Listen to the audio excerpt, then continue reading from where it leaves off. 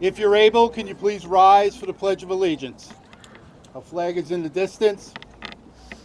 I pledge allegiance to the flag of the United States of America and to the republic for which it stands, one nation, under God, indivisible, with liberty and justice for all.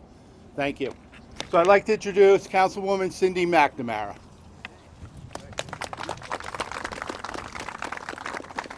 Good afternoon. Thank you all for joining us today. I want to thank Councilman Rick Martell, Supervisor Jay Schneiderman. We also have with us Patrick O'Connell and Brad McGill from the Suffolk County District Attorney's Office. I'd like to thank Kristen Doulos and John Irwin in our Parks Department for setting everything up today. They did a beautiful job.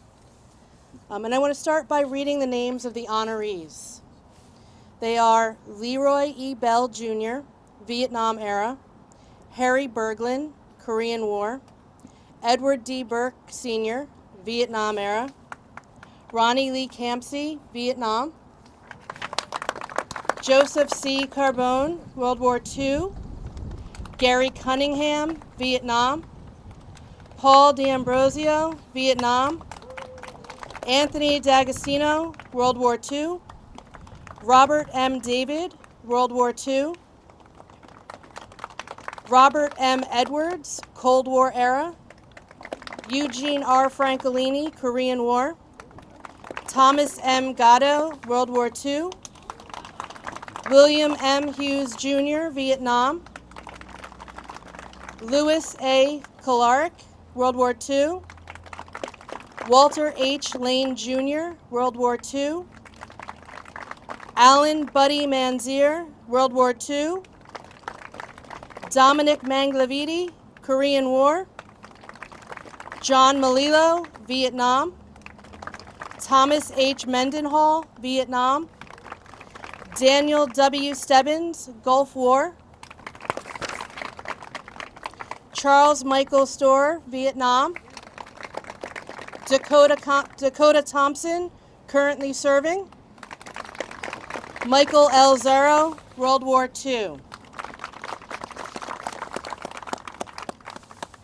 So as the daughter and granddaughter of veterans, this program means a lot to me. My father was a Vietnam veteran who volunteered for the draft, and my grandfather served in World War II, Korea, and Vietnam.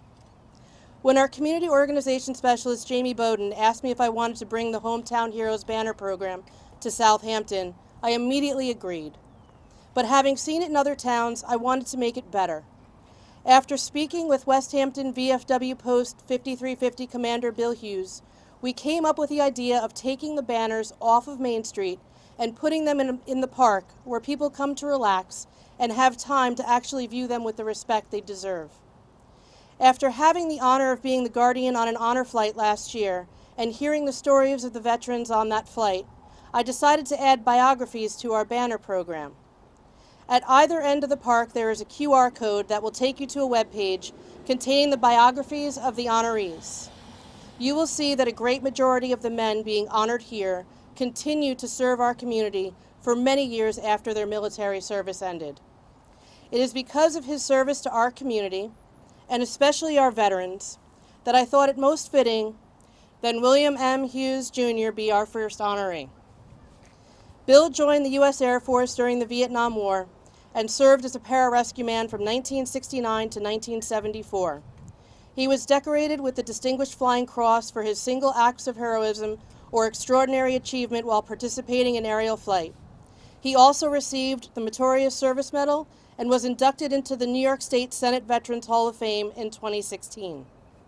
After Vietnam, Bill was a founding member of the pararescue team of the 106th Rescue Group, New York Air National Guard in West Hampton, where he worked until his retirement from the military service in 1991. In 1981, Bill was hired as a patrol officer with the Southampton Town Police Department, where he served as the head of the town's emergency response unit and retired with the rank of lieutenant in 2010. Outside of his professional work, Bill has established himself as an active participant in the community at large. He is the past Grand Knight of the Hampton Bays Knights of Columbus Council 7023 and a Eucharist minister for St. Rosalia's Church.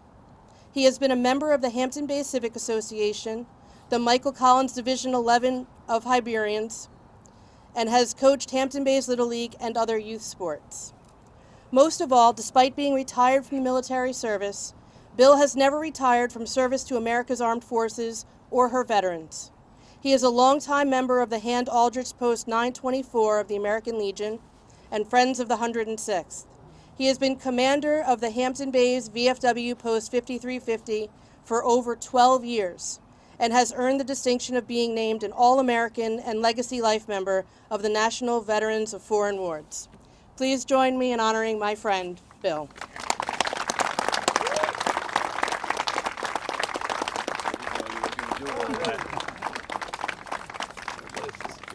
I honestly didn't know that Councilwoman McNamara was going to say all that or had all that information. Thank you all for being here today. It's an honor to be here with so many of my friends and veteran friends. It's just, it was a surprise, and I don't know where you got all the information. She has spies somewhere. So I did reflect on this because I knew we were going to be here today, and what I reflected on today was one name. There's so many here today, but his banner is not yet here. So many people didn't know that little old man who worked at the Bordy Barn. Just a little guy. He's about 140, 145 pounds. He was known around town, and a lot of people knew his name, but they didn't really know him. They didn't know what he did. And that still continues. That young lady down the street, or that old man that you see with the walker, that man fought at Bougainville, he fought at Guadalcanal, he fought at Emo, and he carried a flamethrower. That was his job. So guess what? That was a dangerous target to the enemy. That's why he got 3 Purple Hearts. Survived it all, came back to Hampton Bays where he grew up here. That was Smitty. That was Smitty. And many in his family, including his son, who maybe people don't know, drives our local volunteer ambulance. He did 2 tours in Vietnam. So when you're thinking about that little man down the road or some young lady with little kids, they're veterans. They're veterans. Some of us are old. The Big Red One is here today, represented by Ron Campsey. So we have a lot of our friends from the Veterans of Foreign Wars, from the American Legion. I just want to thank especially the councilwoman and the town board. I want to thank my mentors that I've had, guys like Ham Anden, and especially want to thank Jamie Bowden, you know, for those who may not realize that behind the politician, there are workers. And Jamie Bowden does a great job. Thank you so much, Jamie. Thanks, everyone, for being here.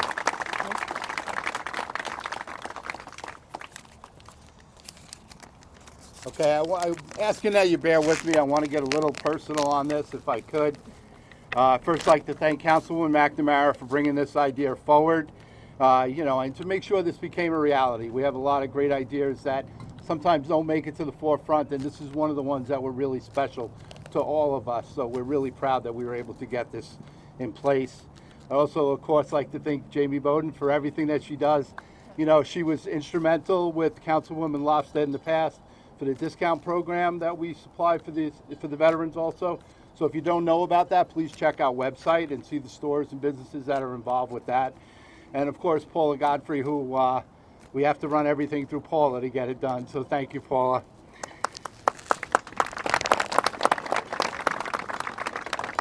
I would also like to thank all the families and friends who have shared the veterans with us. These are people that some of them we know and some that we don't, and we certainly can make sure that we learn about their lives and their accomplishments by clicking on that QR code there and talking to the families here today.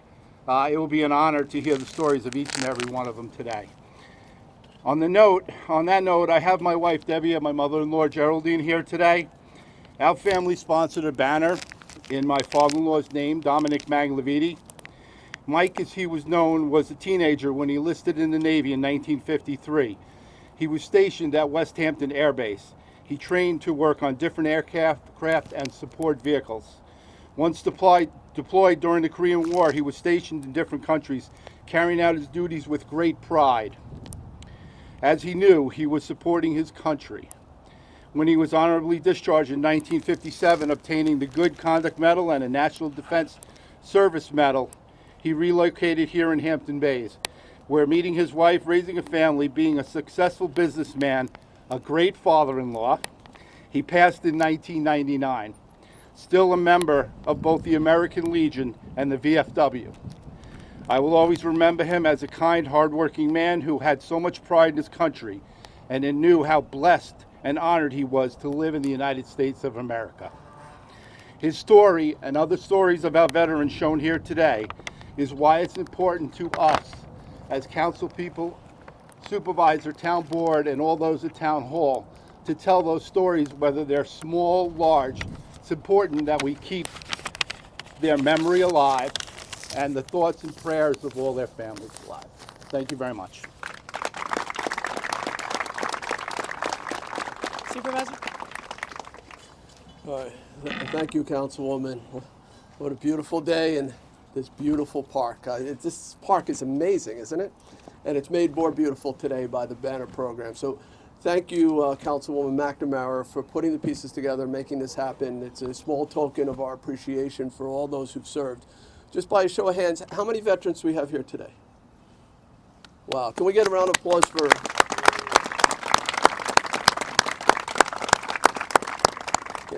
You know, this is a community, particularly in Hampton Bays, that really cares about those who serve. And where our children are educated at the Hampton Bays School, we have a superintendent, Lars Clemenson, who has made it part of the school curriculum, really, to each month to raise a flag in honor of a local veteran. And you hear the stories. People who, you know, you never knew, like what we heard Bill talk about Schmitty, right? You just didn't know, you know. This man to my right in the wheelchair, Ron Campsey, you know, when Ron, you took those bullets, you took them on behalf of all of us, right? Ron is a hero. There's no other word for it. When you put your life on the line, and Ron could have died, I think, 7 times one particular day, and he made it back here to serve our community, continues to serve. He's a great man, and it's an honor to be in your presence. So thank you, Ron.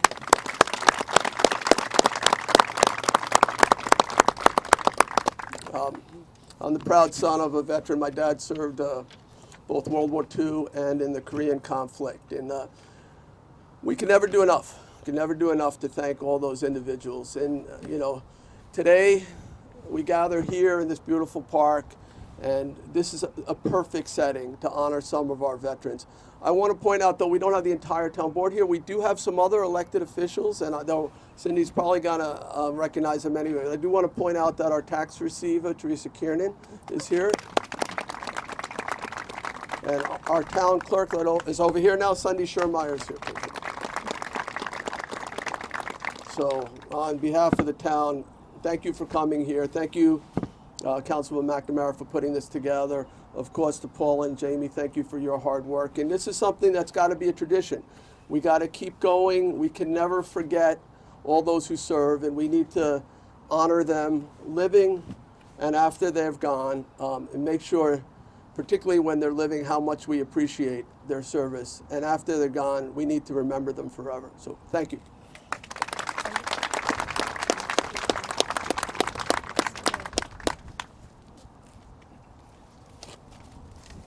Good afternoon.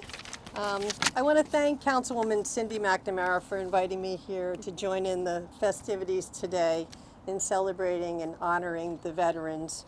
I applaud Cindy's effort as a liaison to the Southampton Town's Veteran Affairs, working together with Jamie and Paula and all of those behind the scenes to work together with VFW Post 5350, Commander Bill Hughes, to develop this banner program at Good Ground Park. My grandfather was a World War II veteran that served for many years on the town's Veterans Committee, often very frustrated that enough resources weren't being provided to the veterans. He was commander of Post 5350 for close to 20 years. The post had a long, and still does, a long history of honoring fellow veterans in need by advocating for them to get the help and the services they desperately needed. Much appreciation goes out to the members of VFW Post 5350 and their commander for quite successfully continuing in that tradition. This banner program, honoring veterans past and present, goes full circle in contributing to their efforts. I want to congratulate everyone who had supported this effort, and job well done. Thank you.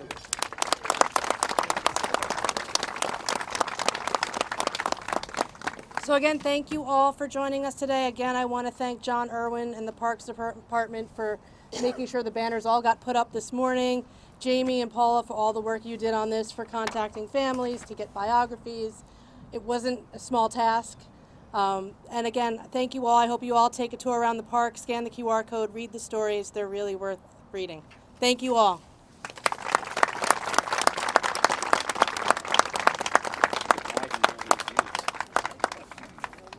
So we heard a little bit about you at the podium. Tell us about your service for this country and how this flag actually gives you honor and honors you and for all the work that you did for this country. I'm happy for all the banners that are up here. This was a surprise that mine was one of them. So there are men, they're all men today, but we have many women who serve, as you know, and some of these men are still with us, some are not with us, and a lot of them, I know their history because I've lived in this neighborhood for a while. And these are all hometown heroes. We didn't include people who are, live in New York City, or, for example, or Nassau County. These are all veterans who live in this community here. So, I'm just glad to be a part of it. And you really spent your lifetime in public service. Yes, I found the right job. Some people don't. As a pararescueman, I was honored. It's a very difficult job, and quite frankly, a very dangerous job. I was gratified to be a pararescueman, and I was gratified to be in the police department too. They were jobs that fit me well. They fit my skills set well, and some skills that I learned in the military I brought to the police department. So it was a benefit, I think, for me as the right fit, and also a benefit to the public. And we're losing so many more of our soldiers are not with us anymore, and we're losing so many more every day from the greatest generation. So when you see a program like this that honors them forever, it's got to feel at least some comfort. Yes, it does, and because of the position I'm in, and along with my colleagues, a lot of them are here today. For example, we honored a 99-year-old Marine Corps pilot recently out at his home at Baconic Landing. He served in World War II and Korea, and then became a test pilot for Grumman. Again, a little old man who many don't know what he did for this country. So, it's kind of a kick hanging out with men like that. They still have those great stories to tell. Yes, they do. So, where do we begin? Obviously, this was many years ago, Vietnam War, but here you are being honored today. How does that make you feel? Well, it makes me feel, when we came out of the war, it was difficult. It was the culture was very adverse to veterans and the war and everything else like that. So we kind of represented the establishment. They took it out at us, and a lot of us were drafted, but we did what we had to do. From my standpoint, it's not the quite. My daughter Beth honored me with this Banner that I didn't realize I was going to get. But for me, it's more than that, because the township of Southampton, my family's been here since about 1890. My mother and aunts, everybody went to Southampton High School, and I grew up out here from the 40s. And my family's always served. I mean, my father's in World War II. My two cousins and I worked the farm in Sagaponack. One was a Vietnam veteran who came back in not so good a shape, but eventually died from his afflictions. Another one was in the Air Force. So I'm here for my family, for the heritage of Southampton, and for all the other guys that served, because you have to know what it was like when we got out. It was just a hostile environment. And now it's a different story. See, now it's, particularly for the Vietnam guys, people are recognizing us, people are giving us, the VA is very good, you're getting benefits, you're getting programs, and things like this just show appreciation to so many veterans who never heard the word thank you. And so I'm here on their behalf as well as my own. Mankind is an amazing thing to see, that mankind could put something together for the people of the community and then honor the veterans there also. How much more could you ask for?